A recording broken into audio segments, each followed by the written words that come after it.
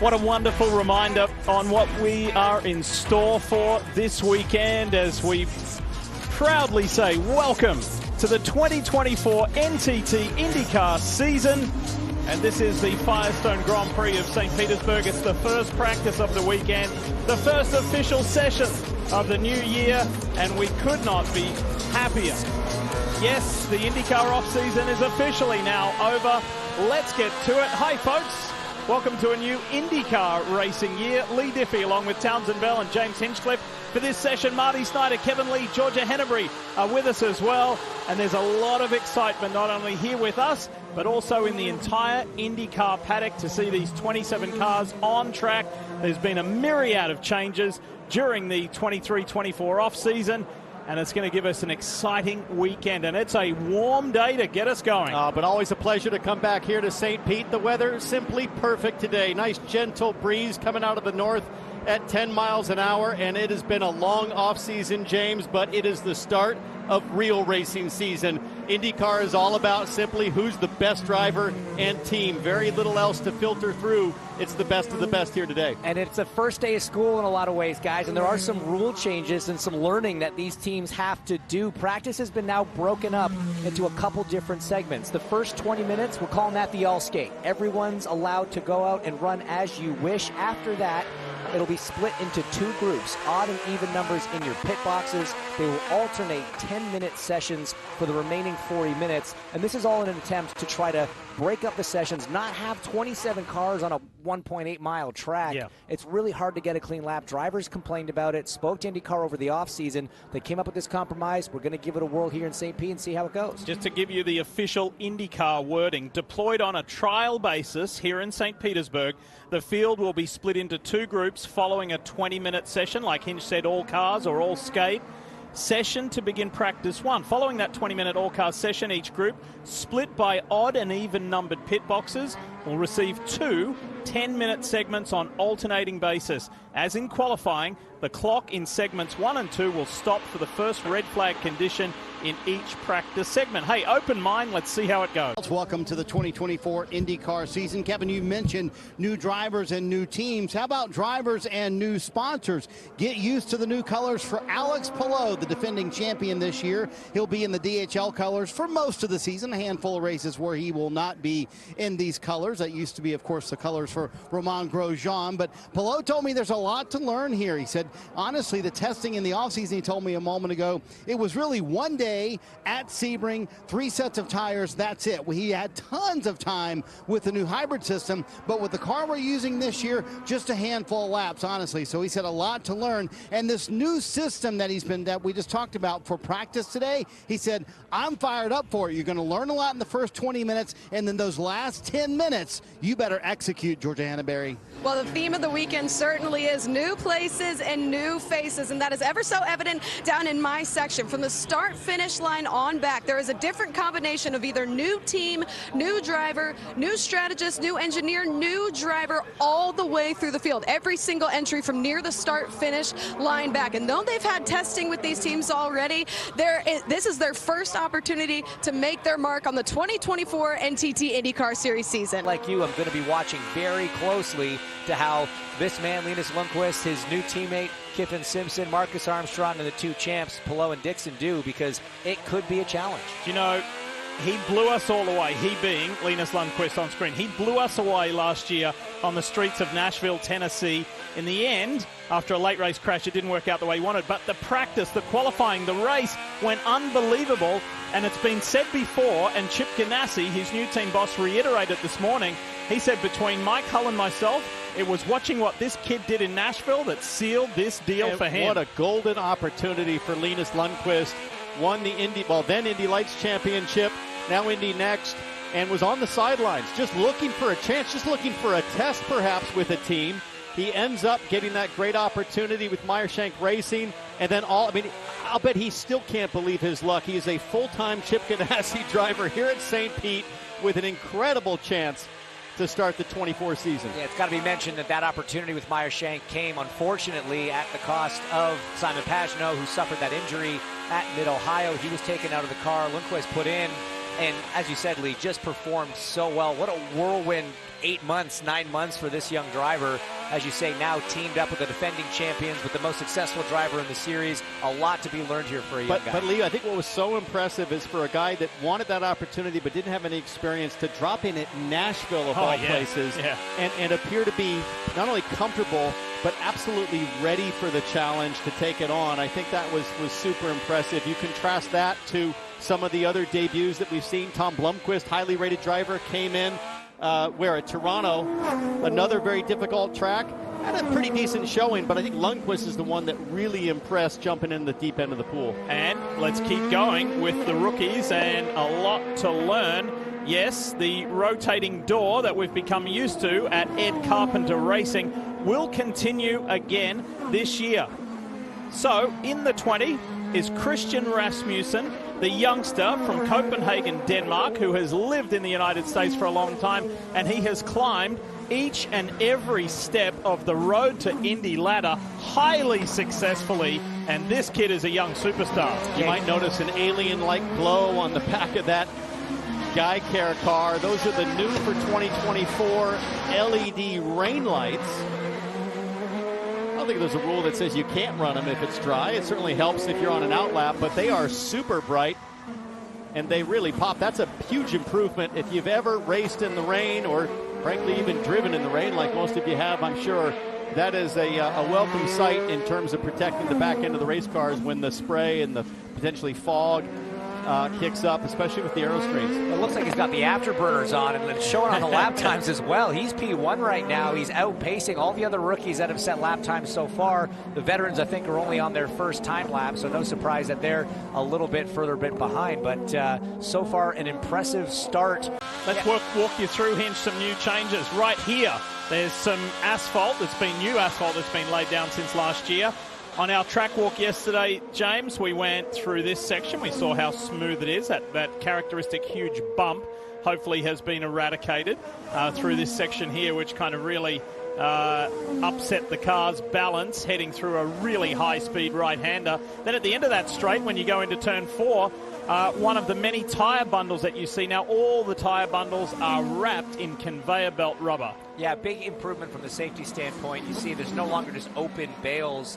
You have these, this wrapped rubber that goes around the front. We've also reduced the number of tire bales and tapered it down. You think back to last year's battle for the lead, Romain Grosjean, Scott McLaughlin both ending up in the tires. I think with how it's scalloped out here now, McLaughlin might have gotten away without hitting the barriers. Still would have gotten a penalty, but at least would have kept the car running. Same thing with the issue with Rinus VeeKay and Kyle Kirkwood down here. So all an attempt from IndyCar to make this corner a little bit more raceable, and every bit of tire bundle around the whole racetrack that is facing a driver at any point is covered in that barrier now. And so let's take a look back at what caused this. This was the battle for the lead, Townsend, last pit stop. Such an exciting moment, and then such a devastating moment for Romain Grosjean. He was on hot tires, McLaughlin on the outlap. McLaughlin tries to hang on to the point on cold tires, goes in deep, loses the back end of his race car. Grosjean hard into those non-conveyor belt tires. They're both stuck, and Grosjean, his first IndyCar win seemingly in hand, and it all went down from there.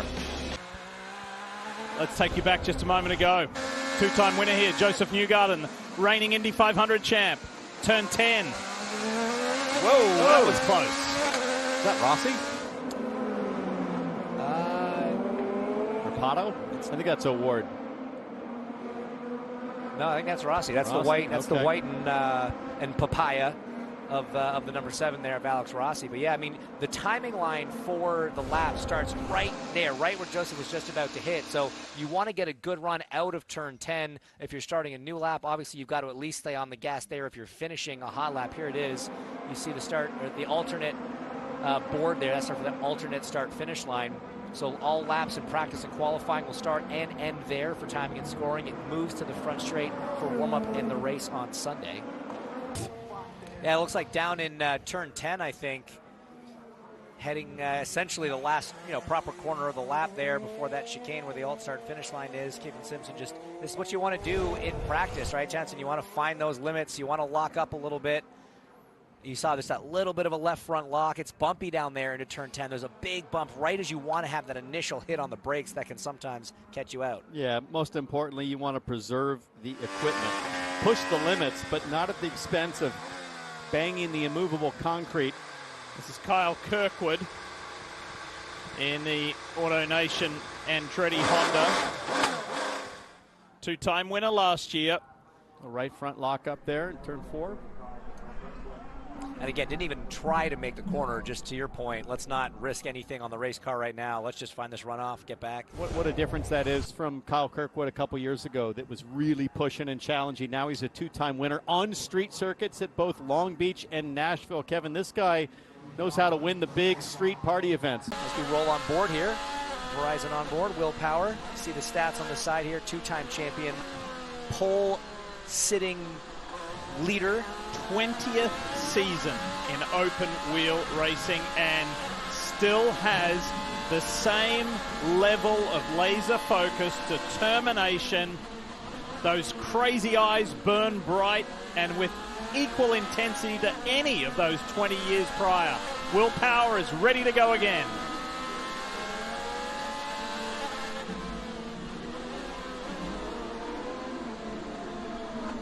Oh!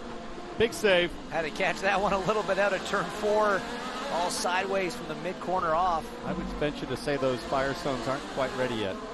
He might be, well, everyone's on an outlap. This is your first sort of push getting up to speed after that red flag, but that was a bit gnarly through the flat-out kink here. 9A on the brake. Yeah, you can hear him early on the brakes. He's still getting up to speed. Nice to hear a gnarly in your off-season vocabulary. Little dose. There you go. Small dose of Canadian gnar. Well done. I just want to be like you when I grow up, T-Bell. How about this guy? He's had a pair of each of them. Pair of thirds, pair of seconds, pair of wins here on the streets of St. Petersburg, Florida. And he has 9 pole positions. There's nobody that knows how to get around this place over a single lap better than Will Power. All-time pole leader, like we were saying before, but especially here at St. Pete, he is extra special. Marty's walking around pit lane. What do you know, bud?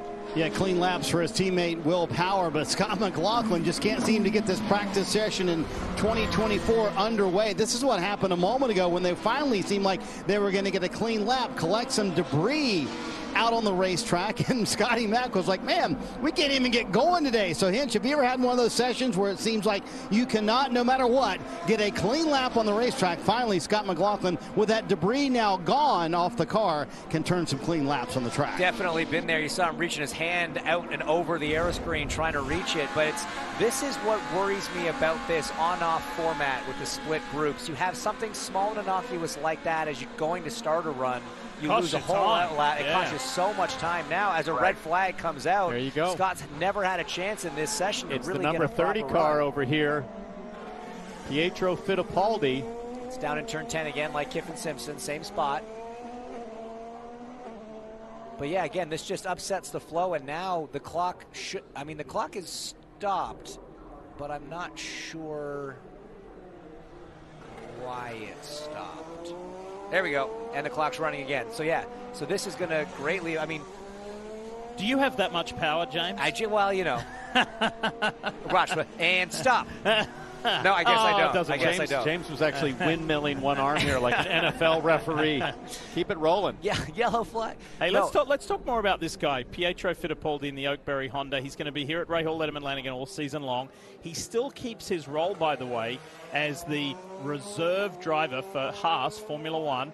He's going to do a lot of those at the end of the season, so that doesn't interfere with the NTT INDYCAR Series requirements. Announced just a couple of weeks ago, huge sponsor with 5 Hour Energy is going to be his primary sponsor for the Indianapolis 500 and Detroit races. This is the grandson of the great Emerson Fittipaldi. Pietro has been the architect of a really interesting career himself. He's a super talented young driver, and there's not a driver in the field who hasn't done this at St. Pete. Aborts there and has to turn it around, but it's great to have him back in the series. No, it really is. You know, he had a partial season with Del Coyne Racing. I think it was back in 2018. He's run the Indy 500, but first crack at a full season here. Young driver with a lot of talent. Obviously, you don't get to an F1 reserve seat without that on your resume, and I think a lot of people are excited to see what kind of performances Pietro can bring. Let's take a look back at Callum Eilert. As we said, subbing for David Malukas. This is down in turn 10 once again. Oh, a little bit of a wall slap there, a little bit of a white wall. This is Agustin Canapino.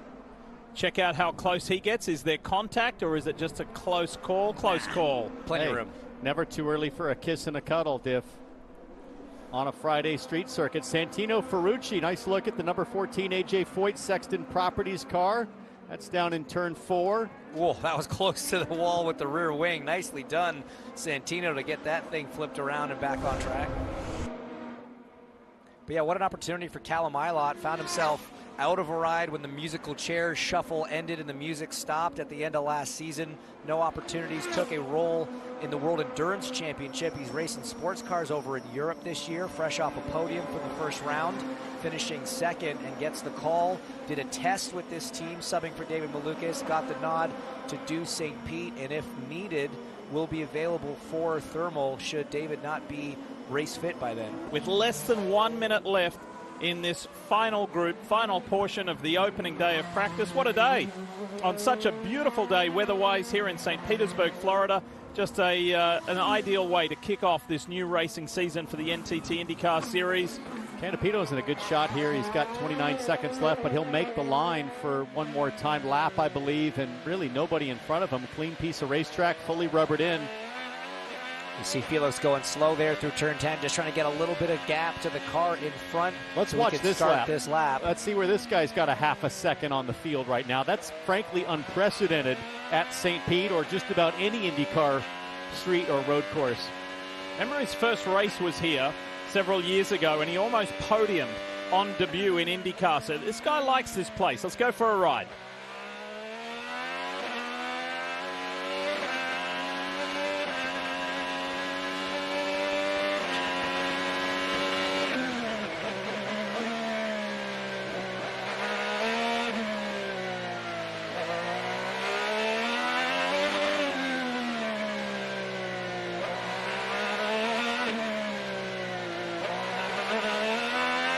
Thing is hooked up, James, off the corner. Great power down.